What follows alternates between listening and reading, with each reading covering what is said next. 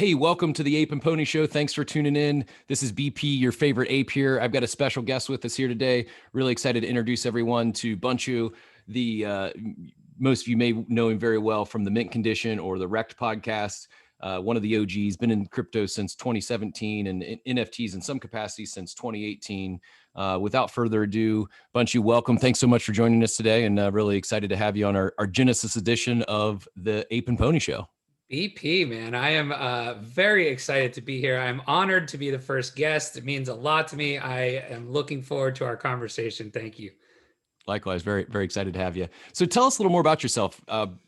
Pre-crypto, pre-NFTs, what's your background? Give us the Bunchu highlight reel. Yeah, so it's funny how I kind of found, and I think a lot of people have a similar path to myself, which I think is funny how we're all kind of intertwined a little bit in this similar stories with how we get into the space. But for me, I've always been a huge sports person, and I was a big sports bettor. And you and I were talking earlier about DFS and things like that, and that's kind of what my passion was before crypto. And I was doing a bunch of sports betting, and how at the time you had these offshore accounts and you could deposit with Bitcoin, and you could deposit with in and out of Bitcoin, and it was easier than linking your bank account or cash or anything like that. So that's actually how I found crypto in the beginning, and that was 2017. I was making a bet and deposited Bitcoin. I had to go find out what Coinbase was, all that kind of stuff. And the funny thing was, you'd make your bet, you'd hopefully win, and you'd cash it out, and then this money would be sitting in your Coinbase account. And at the time, Bitcoin was like $1,200. And throughout the week, I think I was betting NFL at the time, and throughout the week, you just watch it keep going up and up and up and up. And I'm like, okay, maybe I need to learn a little bit about what it is I actually am holding in these wallets. And then I went down the rabbit hole, and it was once you started learning about what the technology is behind Bitcoin, behind Ethereum, and what the kind of ideology of crypto is in general, it stuck with me, it resonated with me, and I kind of thought to myself, this is the future, and in one way or another. And it's kind of been really fun to be involved in the space since then, and kind of see it all evolve. And it's really been a fun journey over the last 4 years. I can't believe it's been that long already, but that's kind of, what my background was before. From a professional standpoint, I am a career salesperson. So, the talking and doing podcasts, creating content was always something that was attractive to me. So, and that's how I ended up here. Awesome. I've heard a few others that got into crypto via whether it was poker or sports betting. So when you were placing, were they bets in Bitcoin with $1,200 Bitcoin at the time? No, it was actually it was on betonline.ag, and they would take your deposit in Bitcoin and give you the cash equivalent at the time. So what's probably brilliant from all those early adopters from those sports books is they were probably just sitting on mountains and mountains of Bitcoin, and they are probably doing very well for themselves. Wild. Not withstanding that they're a sports book and the house usually wins anyway. I hadn't, you hear about the Bitcoin pizza or the Lamborghinis. I haven't, thought yet about the either the best or the worst, depending on how you look at it, sports bet made in Bitcoin or Bitcoin converted back in the day. Yeah, I have one of those stories where I was one of the earliest like altcoins I ever got into was IOTA, and at the time I had just a really good sized bag of IOTA, and I would do the same thing. I was like cashing it out throughout the week, and then I would go make a bet, and then I'd buy it back. And I went on this super cold streak, and I lost just a huge amount of my original size bag. And then IOTA ran from 30 cents to $5 and I missed out hard. So that was why we do REKT podcast, and the whole premise of it was originally to kind of hear these REKT stories that people had, and that was mine. So I resonated with that as well. That's great. So sports betting into crypto, what was your first NFT project, or how did you get introduced, or what brought you into the NFT space? Yeah, so crypto was 2017, and then 2018 was kind of the first time that people were really talking and doing things with NFTs that I can remember. I'm sure they existed in some capacity before that, but the one project that me and my co-host Chamber were into at the time was I should preface this with one of the reasons that things like Top Shot really struck a chord with me was I've always been like a collector. So I've come from like collecting physical sports cards from when I was a kid to now as well. And so like the whole collectible mindset is something that I'm very familiar with and was super attractive to me. And so at the time there was a project, obviously everybody has seen the Pepe memes out there. And so one of the pretty big influencers in crypto at the time was creating this project where they hired an artist and they were doing all these limited release. It was called Pepe Dap, and they did these Pepe cards, and it was crazy. Like people were they would do them in drop style just like now, and they'd sell out in seconds. People were flipping them for crazy profits. And so that was actually the first NFT project that I was involved in. And unfortunately, which is a lesson I think we'll all learn at one point or another in the NFT journey, is that project did not last. It was before things like OpenSea were really a big thing. So it was all kind of centralized on the website. And when the website decided to go offline and say, we're not doing this anymore, everybody's stuff kind of went to zero. And so that was your first NFT lesson that way as well. So I felt pretty burned by that, because we had put it at the time, we were playing with a good amount of ETH invested in there. But that was my first NFT experience, and I think everybody will have at some point or another the NFT baptism, as I like to call it. It's part of the journey, right? Part of the learning experience. Yeah, we're hoping with shows like these and our show that we can help you as best we can avoid those kind of mistakes. So are they?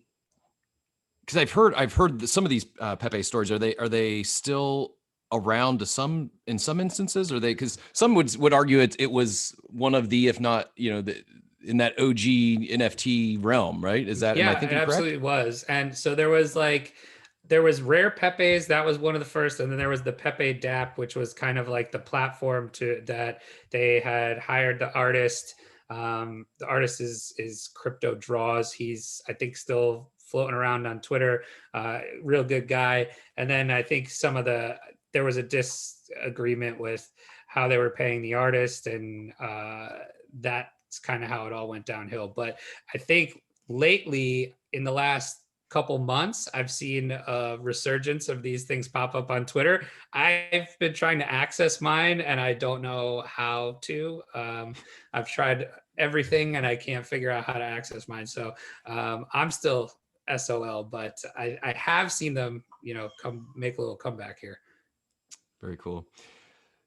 Bunch of what's the, maybe it was that one, probably not, since it's lost somewhere in the on the blockchain, or not on a blockchain. Yeah. But what would you say has been the most fun project you've been involved with so far?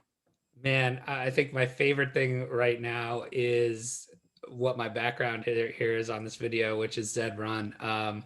I am a huge fan of what they're doing over there. I think, when you see what the goal is for an NFT project, right? And there's all these different use cases, right? We've seen it evolve from the main use case being art, like digital art and ownership and provenance, and then to this kind of need and want for utility. I think when you talk about something like utility, Zed Run has it, right? Like you own your horse, you can race your horse, you can breed your horse, you have ownership of this, your whole journey throughout this ecosystem. And they've built, this an ecosystem, right? A community in which there's multiple ways for people to participate, whether that's, collecting them, breeding them, racing them. And I just think what they're doing over there has the potential to be huge when we think about, you and I obviously have a sports gaming and gambling background, with DFS. I think the potential here is very similar in, I think, maybe someday you'll be able to walk into a Buffalo Wild Wings and have your Zed Run races on with all your buddies, racing their own horses, having some beers. I think, that's kind of what the future is for this. It's super early. If you're interested in Zed Run, actually there's a release this week tonight. But if you're interested in it, it's not too late. I think with a lot of these projects, sometimes if you're not first, it feels like you're too late. But in the grand scheme of who is involved in the NFT space right now and how many people, we're still very, very, very early. The fact that you're listening to this show, you're early. Couldn't agree more. And if you even, by the time you listen to this, I think we'll publish this weekend, you'll probably have missed the echo drop referred to there, but there's some optimism that breeding will be turned back on in the near future, which will also, I don't want to say flood the market, but it'll certainly introduce more new horses to the marketplace. And those Genesis, the cool thing about Zed is those Genesis drops, they continue on. It's not just one drop and they're done. There is a hard number. There's only 38,000 of them that'll ever be dropped, but they're about halfway through that. Is that right? About 50% of the way through, at least. I think after tonight it will be more, but as of this morning, halfway through. And one of the things I think that's really cool that we're seeing, do you mind, not to put you on the spot here, but tell us a little about this, the newest power stable that is catching some buzz in the in the Zed world. Yeah, so it's funny. We, as I said, I was big into it myself. I got my brother and his wife big into it. So we had been kind of building our own stables, quietly doing our own thing, obviously talking about strategy and this and that. And then an opportunity came about where if you're familiar with Zed, the Pony Plug, the stream. Shout out to the guys over there. They're doing an awesome job with the community and content over there at the Pony Plug. But one of the main guys over there, Zook, who calls all the races, was looking for a partner, and he has a really, really awesome stable of racers. So he, has spent a good amount of his time putting together some really beastly racers. And, he didn't have time with what he's building in with the Pony Plug, and they're doing a lot of charity work over there. And he didn't have time to kind of take advantage of how good his stable was. So he was looking for some partners, and I hit him up and I was like, hey, this is a really great opportunity. So me, my brother, and Zook and my sister-in-law have all merged our stables together to form HighHorseZ Stables. And we are, I think we have 50 Genesis horses between the three of us now in this stable. And so hoping that we could be a pretty big player in the game, because the game it's so exciting to us. I think we see the huge potential that there is in Zed. So really excited about that whole partnership. And it's funny when you have a stable that big, it becomes almost like this full-time side job where you're constantly trying to maximize how many races you're in or what your breeding plan is going to be, and working partnerships in the community, all kinds of stuff like that, when I had my own stable, it was like, okay, I had maybe one or two horses that were consistently profitable, so it was easy to manage. Now we're talking like 10, and it's a full-time thing. So it's been a lot of fun though, and I'm really excited to see what we can do with breeding. But to your point about missing the drop just based on when this is going to come out, the breeding, if that does happen next week, as we hope, there will be an influx of new horses, which I think is a great thing because it's going to make your beginner price point very accessible, I think. So even if you miss a Genesis horse, you'll still be able to, through breeding, get a horse at a very low entry point from a cost perspective, because, you know, being in Z drops, you know that the bottom end is really accessible. The high end is a very, very large price tag. So that's encouraging. So if breeding is a good thing to be open for people who are getting into the game for the first time. Yeah, you think you're busy now with the 50 Genesis in your stable. Wait till this breeding opens back up. So yeah, Oh my everyone, gosh. if you missed the drop or you need some ponies, hit up Bunchu Bets on Twitter, and hopefully this time next So week we we've got got you covered. a stable full. Yeah. That's right. That's exciting, and I think that really, to me, that's what I get a lot excited about this space, this industry as a whole. You hear the word community thrown around a lot, not knocking that and not saying it's not a real thing. I would say it absolutely is. Especially, I'm obviously partial to our fam here at the Board Ape Yacht Club, but to me, that what I'm seeing happen in real time, and it's really inspiring to witness and be a part of it to some degree, is that community evolving into collaborations and partnerships. And sometimes that may be partnering on a project or a launch, or maybe it's partnering on a stable, or, you know, as you're talking about, you know, these different worlds and your background in sports betting, I'm already like, okay, now just count me in on the the sports track, the horse track with a sports book in it in the Sandbox, right? It's For like that. sure. And it's something like that's an undertaking I certainly couldn't do myself. I'm sure there's people smarter and more capitalized than me that could go take on something like that. But what I'm seeing of is even those that can, even the quote unquote whales out there, even a lot of those are looking to partner up with other active community members and people in the industry. And it's really, there's real life synergies that I don't know if I've ever witnessed in any other industry before, where there's maybe there's a little bit of competition, but it's more of people working together than trying to one up the the last project or the their competitors. It's Yeah. more often than not you're hearing people giving shout out to their competitors, right? Yeah, I think that's a really great point, and it's something that I think is so important for the NFT space as a whole, right? When we're talking about what in 10 years from now is going to make the NFT space successful, it is what you just described, right? Because if we're talking about the Sandbox, for example, or just any of these projects, essentially what we're talking about is the future technology of these, of what the underlying technology is. And of course, that has to be adopted, right? So, you know, whether or not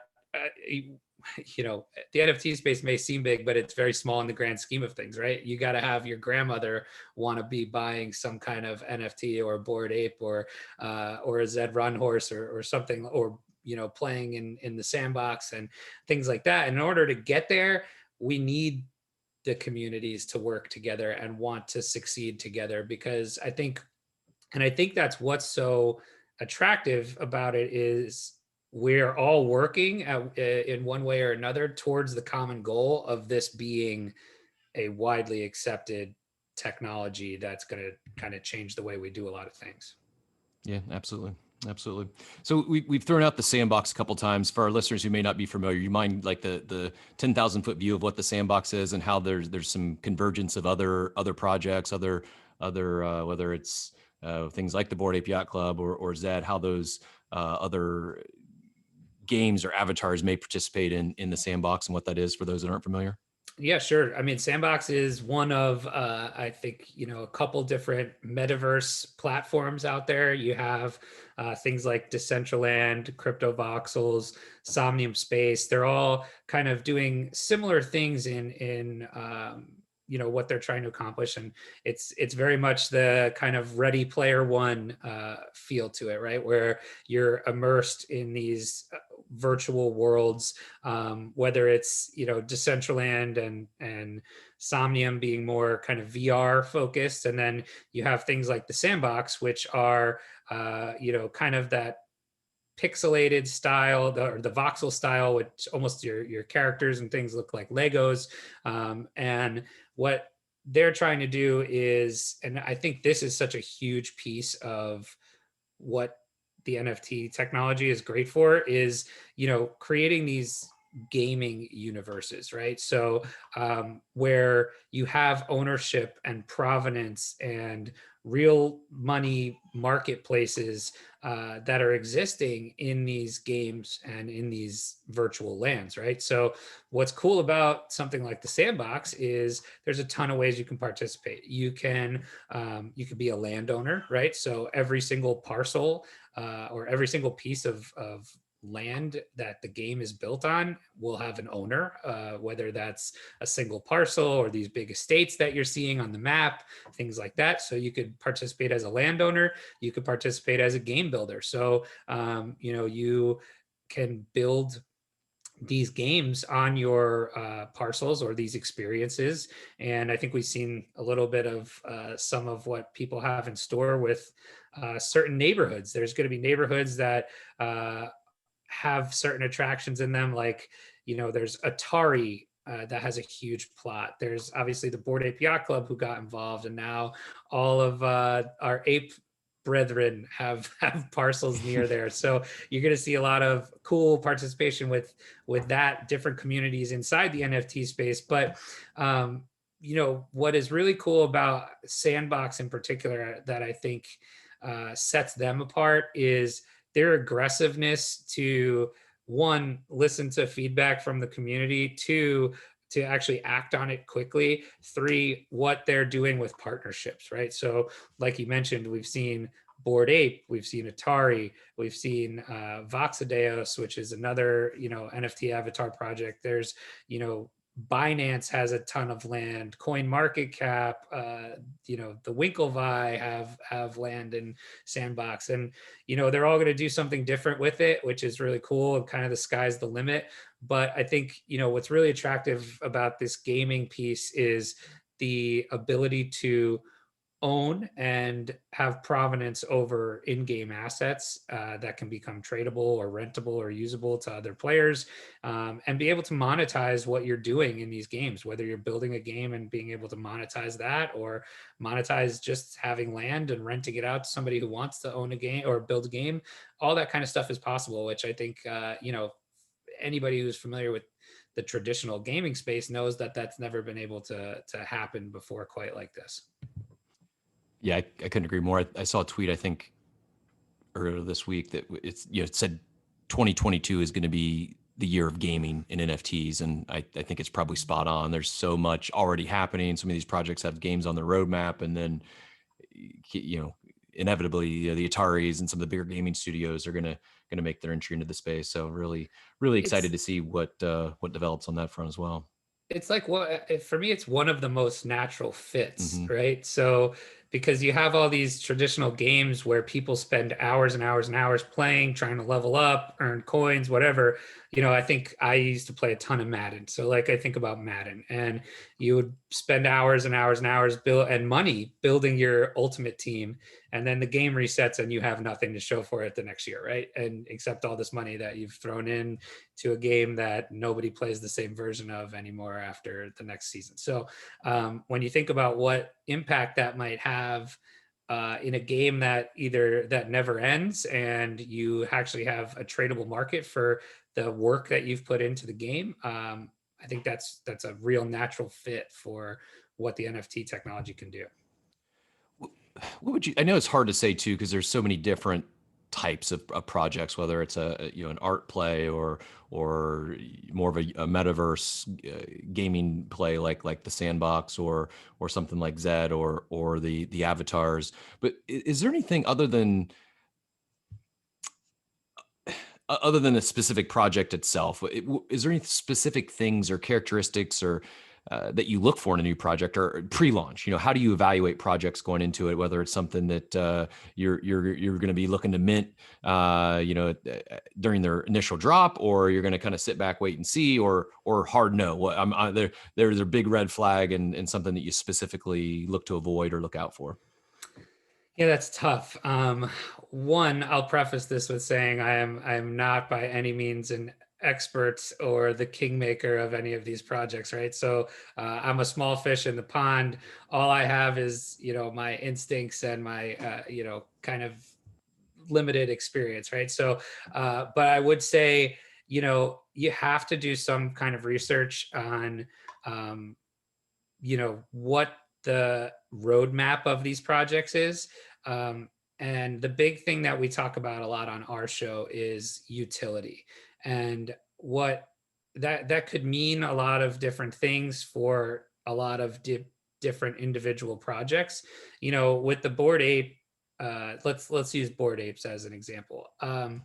I think Bored Ape was a great project because, one, from an art standpoint, I think the art is super appealing, right? It's just attractive. Like, you are drawn to it all of these characters resonate with individuals, right? So that's one thing. But anybody can make an avatar project. We see a new avatar project kind of dropping every single day. So what else is attractive about the Bored Apes, right? So they had an actual roadmap. Whether or not that is the fact that they have a roadmap, they have a plan. They're not looking for, I think the big pitfall that you get yourself in trouble with in the NFT space is there's a lot of cash grab type projects as well. And so what I mean by that is a project that has a roadmap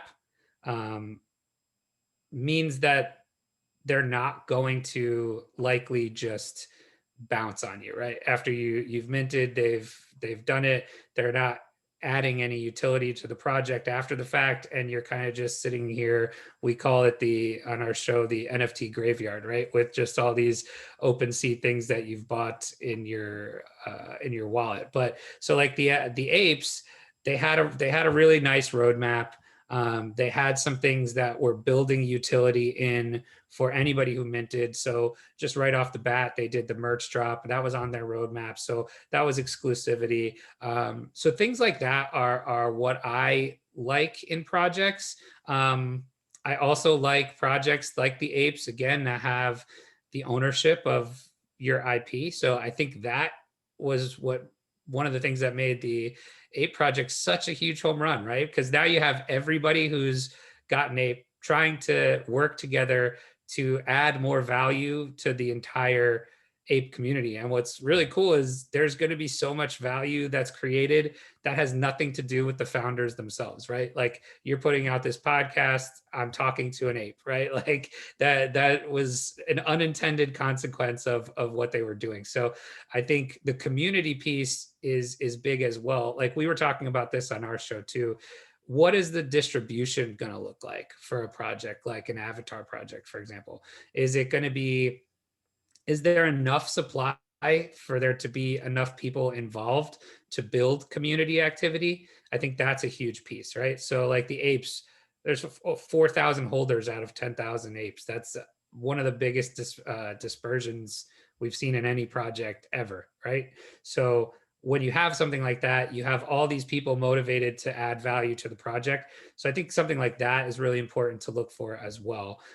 So I would say, just roadmap, size of the, what do the tokenomics look like? It's a weird word to use with an NFT project, but it's all tokenomics. It's supply. It's what does the community look like? What's the demand? What can you do with it after? So the utility, which is why I think, Bored Apes and Zed are such huge home runs. Even things like Top Shot, that has some utility now. It will have more utility in the future, but it appeals to people because it's got huge backing from brand IP with like the NBA. And so, I mean, there's just so many factors. What to look out for is rushed cash grabs with no roadmap. I think that's the thing that you can kind of just look at right away and say, this doesn't feel right. And I think that's a big important piece as well.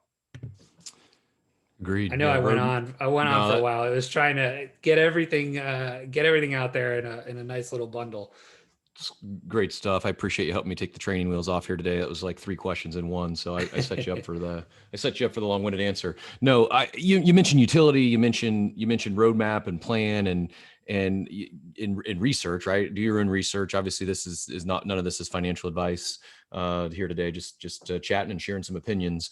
But when people say do your own research, is there anything specific, like what research or where should, if someone's brand new, they're maybe that we've got a listener, they're not holding any NFTs, or they've just gotten started, and they've got it, they're going to put one ETH into NFTs that they've decided they'd like to invest into something. Again, without giving any financial advice or any specific projects, what would be the best advice you could give them? Where should someone start if they're brand new? What kind of research should they be looking for after they say, okay, I see some utility, I like that, they've got a roadmap? Anything else? Any other, whether it be third party or any other platforms to go to that you find helpful? Sure. I mean, there's if it's a new launch, this won't be as relevant, but if it's a project you're looking to get into, maybe secondary market, stuff like cryptoslam.io is huge. Obviously, OpenSea, which we're all familiar with, you can go and look at what's trending. You can look at volumes. So CryptoSlam shows like your daily volume, what the daily sales are. It shows you, daily buyers versus sellers. So, using that kind of information, you can kind of see how much momentum a project might have. And that's, again, for projects that are already launched. But even during a launch, you can kind of see what the distributions look like from something like CryptoSlam or OpenSea with their trending. You can see how much ETH volume they're doing. Things like that are, I think, super helpful just to give you kind of a data-driven way to look at it.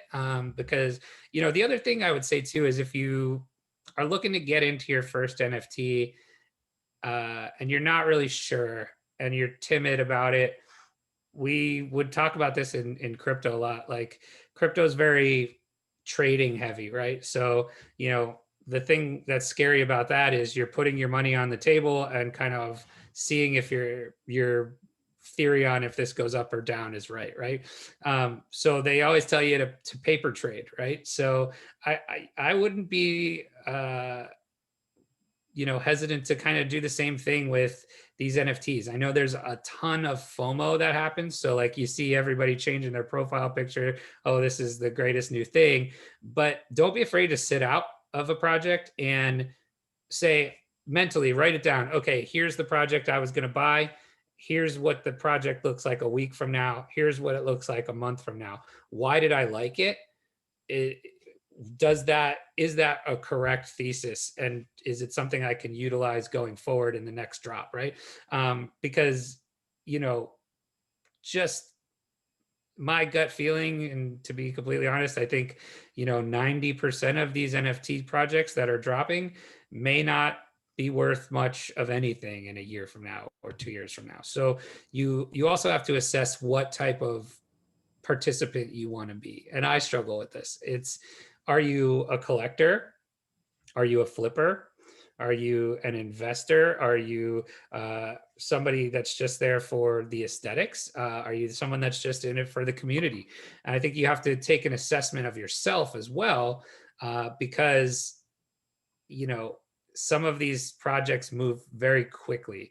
And if you're in it to make money, you got to be quick. If you're in it for the community, not so much. You just have to know kind of what your goal is. Is it, I'm going to keep hold this reminding project yourself for of a that year? goal, right? Don't Yeah, if you're a 100%. collector and in this for the long run, invest things that you enjoy and that you're going to be happy collecting, and don't give into the FOMO, because it's inevitable. There's things happen fast. There's big wins.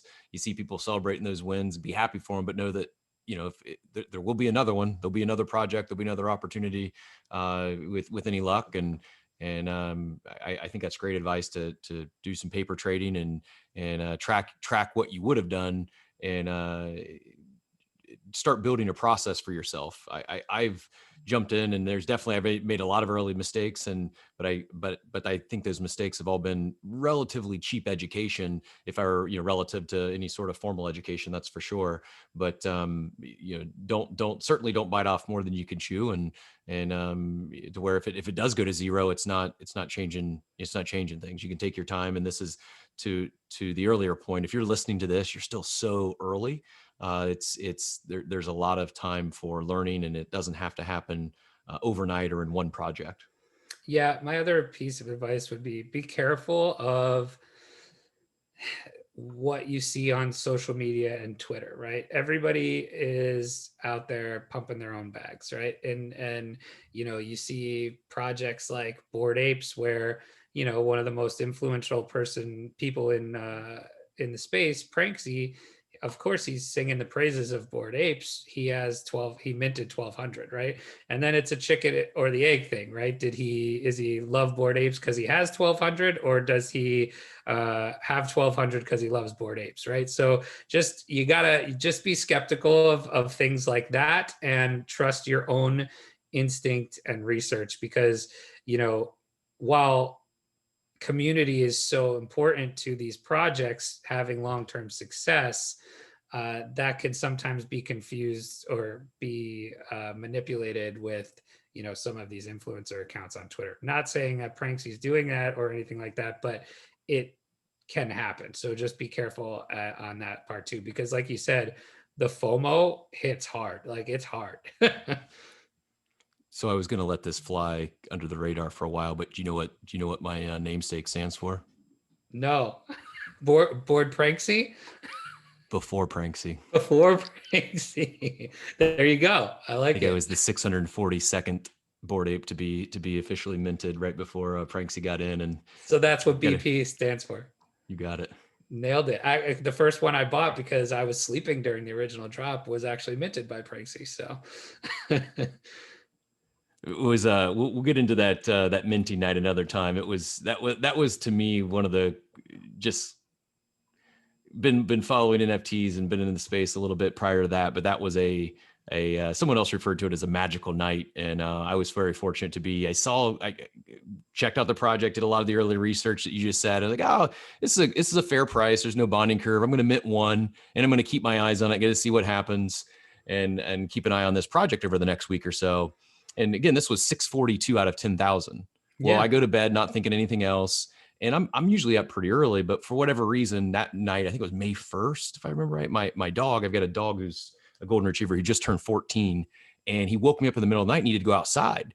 And I get up and I let him outside, and I just happen to check my phone, and I see Discord is like blowing up, and I look in Discord, and there's Pranksy and there's Blau and all these big hitters there. And there's just like, it's complete pandemonium. And I check, and it's like, now there's like 6,000 of these things have been minted. I'm like, oh my goodness. And I minted 2 more. I think it was all I had left, liquid ETH in my MetaMask. I'm going to mint 2 more. I'll get in the morning. I'll move some ETH around, and I'll mint some more. Then by the time 6 o'clock I check, they were 7 o'clock. Maybe they were all gone. And it was just, that was, I don't know if that exact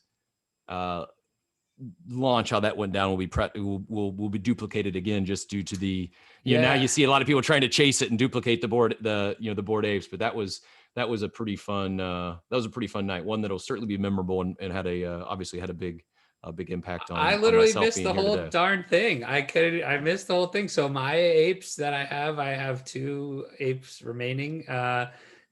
They were both bought secondary market. So I cashed somebody out who had probably 5x their money. But once, that's the other thing, is sometimes you miss these projects, and then you have to evaluate, okay, is it worth getting in on the secondary market or not? Mm-hmm. Right. And so all those research pieces are important to play in that, because that's where, you talk about your cheap education. That's where your education could get expensive very quickly, right? Mm-hmm. If because some of these projects, like Bored Ape or whatever, they are relatively low cost on launch, right? Unless you're playing with these bonding curve ones. And I think you'll probably start seeing bonding curves go away more and more. They just don't seem to be the as socially accepted anymore, just because of how successful drops like this have been. I'm going to go rapid fire at you here with a few, if I can. Cool. We've mentioned Twitter a few times. Who are some of your favorite follows? Starting with, who do you feel, and again, not to fall to the any pumping of bags, but who do you feel is just genuinely someone who's, your most informed or knowledgeable follow?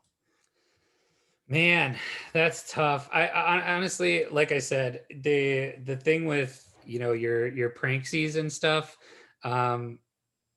while you have to be careful of what they're what their intentions are, those guys usually know the most about all these projects, right? So, Pranksy, Loopify, things like that, or accounts like that, they're in the know on all of these. One of the other ones that I like is, from I think knowledgeable about NFT technology, Jimmy Eth, and even Beanie from Punk's comic. He's really knowledgeable about all the technology piece of it, and I think that's an underrated piece. So they might not be tipping you off to the latest projects, but why or why not they may like a project is, I think, worth knowing as far as what the actual underlying technology is capable of. I would agree. Even sometimes, to your point, you maybe they don't like it because they chose not to, get in that project for whatever reason. But oftentimes it's not just, oh, I don't like it because I'm not in. They really will give you some technical answers, and it's I think all that information is valuable. Whether like you things agree or not. things like what kind of contract are they using, or what kind of token is it, and does it fit what they're trying to do? Things like that. Absolutely. So knowledgeable, and we'll say those are the boring Twitter follows. Who's your favorite, your funniest Twitter follow? Man, I'm gonna go. I'm gonna pump my own bags here. I have to call out my co-host Chamber. So at Chamber REKT, he's he'll appreciate me calling him out here as the funnier one on our podcast. So he makes me laugh the most on Twitter. Mostly because everything he says is kind of dumb, and so I like poking fun at him. But he's a great Twitter follower. He's not an NFT Twitter follow per se, but he's a funny follow. I would second that, and a good great co-host to bounce off the it's enjoyable listening to some co-hosts who are one's in the space, another who's knowledgeable but not as deep in the weeds, and some of the, I don't want to say it's an outsider because they're knowledgeable, but it's just a different perspective. And it's he's got the perspective of he's got the crypto trading perspective, right? I'm in it to make money, flip it. I get it, but his end game is a little different, I think. While we're on the Twitter train here, the Mint Condition is at the MITCOND, correct? Yep. REKT podcast, REKT_podcast. Yep. REKT_podcast, and at the Mint Con, because the Mint Condition was taken. And if they want to check out your power stable, where would they find more about the power stable? Oh, so we're HighHorse Stables on Zed Run, and we just started a Twitter, which is at HighHorseZ. So if you're looking for some horses, we will have plenty for you. So come check us out. I think actually it'll probably still be going on by the time this airs.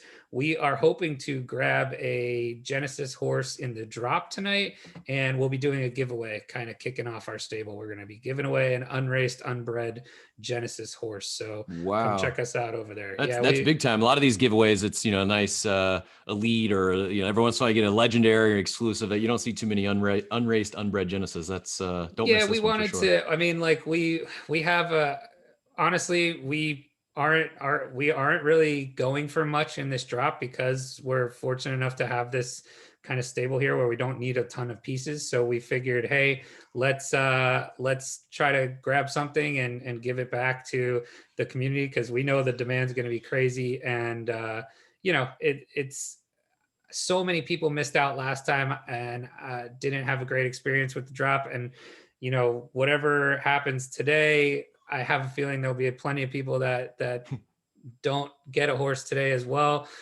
So we're, just looking to do something nice for everybody. I mean, the more people we can get involved, the better it is. We've talked about that, right? Like the community's everything. So that's important to us. Yeah. Unlikely that 100% of the people who participate in tonight's Echo Drop will come out of it happy. I mean, they put in the cool down period, but I guarantee you the they won't even last the 10 minutes to have the cooldown mean anything. Tell you what, though, hats off to the Zed team once again for taking some community feedback and listening. And these drops are hard. You talk about projects and partnerships. I've been saying for a while that the pick and shovel. Someone builds a drop platform that's fair and equitable and smooth, and it seems like that's a reoccurring challenge for several of these projects. And the Zed team has evolved, and hats off to them for finding new solutions to make this process as smooth as possible, because it's got to be very challenging when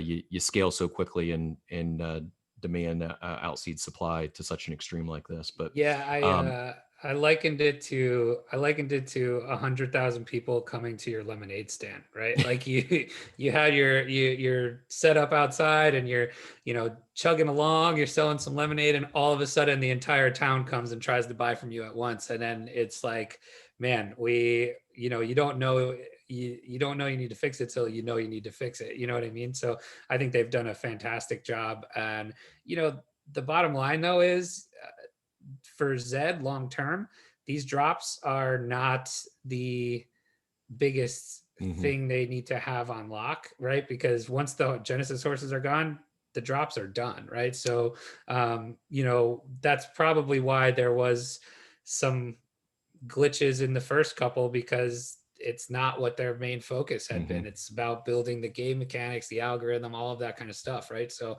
the fact that they've been able to adapt in these last couple drops, I think is says a ton about them.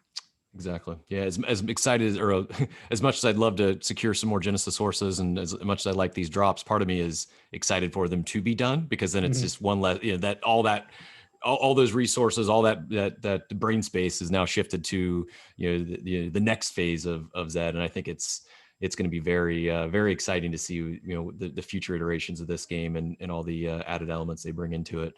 But I'll try to get this out before your contest. That'll give me added motivation here to not let our early listeners down. So I'll run it. I'll make sure we run it past the weekend. So your folks can very generous of the HighHorseZ stables. Something tells me you may have some of the most clever naming conventions come out of the stable as well here.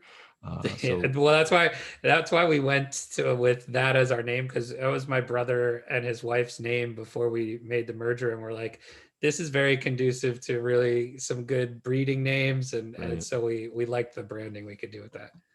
Well, very, very generous. That was, you said Z1 or Z2 or Z5 on that free giveaway? Whatever we get, whatever we can get. So you give away a Z1. If we give away a Z1, I might need to have my head checked. I can't afford a Z1 for myself.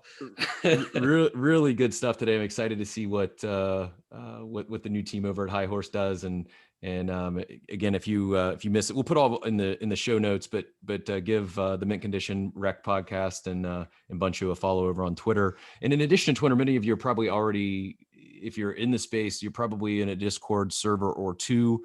That's another, as far as research and just getting to know the community, some 101 basics there, just to learn more about whatever project or you may be researching, or just to get to know others in the space. That's such a huge piece of the research thing that we didn't quite touch on, is make sure that if their project has a Discord, that you do get in there and see what it's like, right? You're gonna just see what the developer or founder participation is, how they're responding to people, what the sentiment is in the Discord. We've seen some, like Apimon, that ended up being kind of a disaster. And if you could tell kind of in the Discord that the sentiment wasn't where it needed to be for it to be a successful thing. So I think the Discord is a huge piece if they have a Discord. Agreed.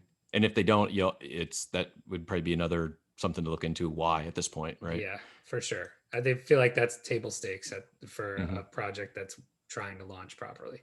Agreed. Bunchu, appreciate all your time today. You got time for two more quick questions? Absolutely. So the canned one here, you go back, you get to talk to your younger self, right? And let's say that the first day you got started in NFT, so you're just got started in the Pepe cards. What advice would you give that younger self day one? You just minted your first Pepe card. What advice would you give yourself? So I think this goes to I think this can be said for probably a lot of people, but it's particularly something that I struggle with, and it's cost me over the years.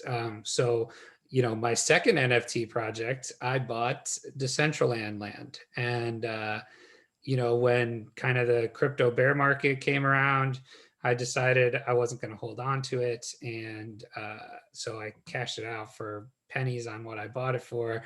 And obviously, if I held it today, it would be worth quite a good bit of money, right? So, my lesson to myself, if I could go back, is patience. These things and these technologies that we're dealing with take time to become adopted, and they take time to become, mainstream enough for some of these projects to even get off the ground, right? Like, with Zed, I've kind of taken those same lessons that of my impatience in the past and said, okay, I have conviction in this. I need to have the patience for this. Isn't a 6-month thing. This is a 5-year thing, right? And maybe it's a 10-year thing. But I think patience and, I would say landowners, Sandbox metaverse owners, this would apply there for sure, because that's not going to be something that is adopted overnight. It's going to take some time. So, if you have the conviction, you need to have the patience. You can't have you'll end up doing yourself a disservice, because what will happen is your conviction, your gut will be right, and you'll be kicking yourself because you weren't patient enough. That's the one thing I would go back and say to myself. It's great advice. I said 2. I'm going to ask you 3 because we talked a little bit about Twitter. I was going to ask you a book, but I'm going to pivot and go your favorite podcast, the best podcast for someone that's new to the space, other than they gotta go like and subscribe to the Mint Condition and REKT podcast. But other than those 2, what's your favorite podcast in this space? Man, it depends on what you're in this space, depends on what you're after. So NFTs, finding out about projects, there's the Nifty Show is a good one. That's done by the guys that do Bad Crypto. There's they don't do podcasts often anymore, but the non-fun gerbils, that's a fun one. New one for me. Yep, that's one. And then I love Top Shot kind of got me back into the whole NFT space. So First Mint, Own the Moment, things like that. Those are great Top Shot podcasts. If you just want a kind of just a I feel like a lot of the space in crypto is kind of we were talking before the show about, kind of entrepreneurial spirit, right? One podcast that I'm obsessed with right now that I'm literally going back and listening through the whole catalog, not super crypto related. They do talk about Bitcoin. They do talk about NFTs, but it's called My First Million.